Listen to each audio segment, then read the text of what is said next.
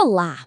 Já pararam para pensar que o smartphone no bolso, o computador de casa, até os supercomputadores mais potentes do mundo, todos eles têm uma coisa em comum? Pois é, todos são baseados num projeto fundamental, uma única ideia lá de 1945. Parece loucura, né? Mas um design de quase 80 anos atrás ainda é, basicamente, a espinha dorsal de toda a computação moderna.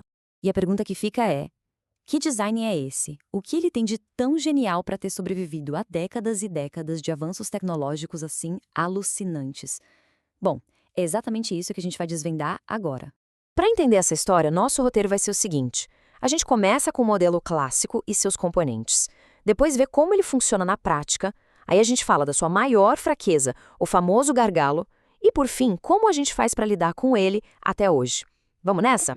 E tudo começa com essa figura aqui. John von Neumann. Pensa só, em 1945, com o mundo recém-saído da Segunda Guerra, esse matemático visionário publicou um rascunho de uma ideia que, sem exagero, se tornaria a base de toda a revolução digital. A grande sacada de von Neumann foi o que a gente chama de programa armazenado. Imagina um livro de receitas e os ingredientes, todos guardados na mesma prateleira da cozinha. As instruções, a receita e os dados, os ingredientes, ficam juntos, na mesma memória. Essa ideia, que parece simples, foi o que tornou os computadores reprogramáveis e absurdamente versáteis. Certo. E do que é feita essa arquitetura, então? Chegou a hora de abrir a caixa e dar uma olhada nas peças fundamentais desse quebra-cabeça. Olha, a genialidade está na simplicidade. São basicamente três pilares: a memória, que guarda tudo, o processador, a CPU, que pensa, e as avenidas que conectam os dois, que a gente chama de barramentos. É uma organização super lógica, né? A memória principal funciona como se fosse a mesa de trabalho do computador. Tudo que está sendo usado naquele momento, os programas, os dados, fica ali, organizadinho, só esperando o processador pegar para trabalhar. E o processador, a CPU, é o cérebro que executa as tarefas. Dentro dele tem a unidade de controle, que é tipo o gerente da operação, a ULA, que é a calculadora super potente que faz as contas, e os registradores, que são como uns post-its, sabe? Super rápidos para anotar informações essenciais e temporárias. E como é que o cérebro, a CPU e a mesa de trabalho, a memória, conversam? Através do barramento de sistema. E isso não é uma linha de telefone simples, não. Pensa nisso mais como uma super rodovia, que garante que a comunicação seja rápida e muito bem organizada.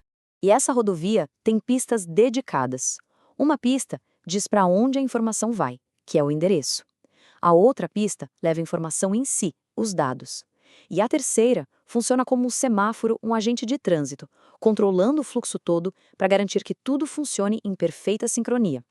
Esse é o barramento de controle. Beleza, já vimos as peças. Agora, como é que elas trabalham juntas? Vamos ver o ciclo contínuo que dá vida aos nossos programas. Essa imagem aqui mostra a rotina que não para nunca dentro do processador. O ciclo buscar, decodificar, executar. É como se fosse a batida do coração do computador, um ritmo que se repete bilhões de vezes a cada segundo. E o processo todo se resume a 3 passos bem simples. Primeiro, a CPU busca a próxima instrução lá na memória. Depois, ela decodifica como se estivesse traduzindo uma ordem para entender o que tem que fazer. E por fim, ela executa, ou seja, faz a tarefa. E aí o ciclo recomeça, de novo, e de novo, e de novo. Mas como toda grande história, essa também tem um conflito. Essa arquitetura, por mais genial que seja, carrega uma falha de nascença. Um problema que, olha, assombra a gente até hoje. Essa citação resume o problema de forma perfeita. Imagina o seguinte: a CPU é um carro de Fórmula 1, prontinho para disparar a 300 por hora. O problema? A estrada que leva o combustível para ele, que são os dados da RAM, é uma ruazinha de paralelepípedos. O que acontece?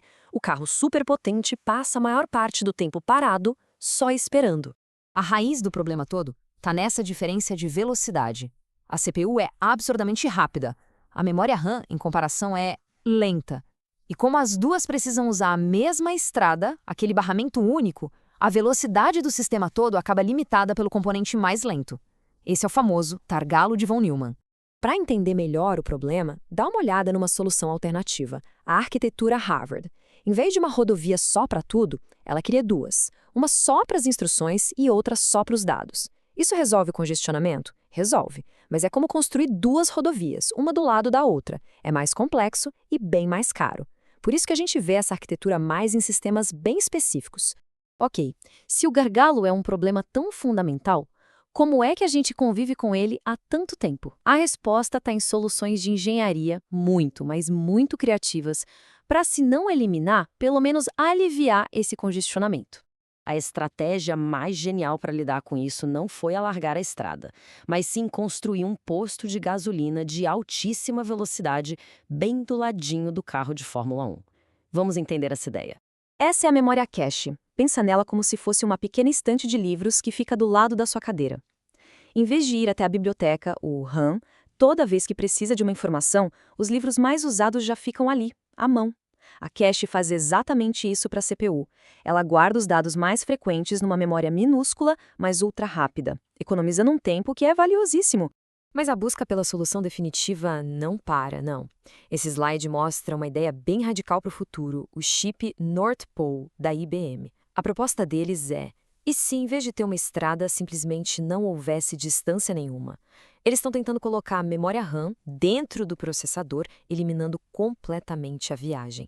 É um vislumbre fascinante do que pode vir por aí. E tudo isso nos leva a uma grande questão. Um divórcio lá de 1945 nos trouxe até a era da inteligência artificial. Mas será que ele consegue nos levar adiante? Com as demandas gigantescas da IA, talvez a gente esteja finalmente chegando aos limites da ideia genial de von Neumann. E a próxima grande revolução da computação pode muito bem depender da resposta a essa pergunta.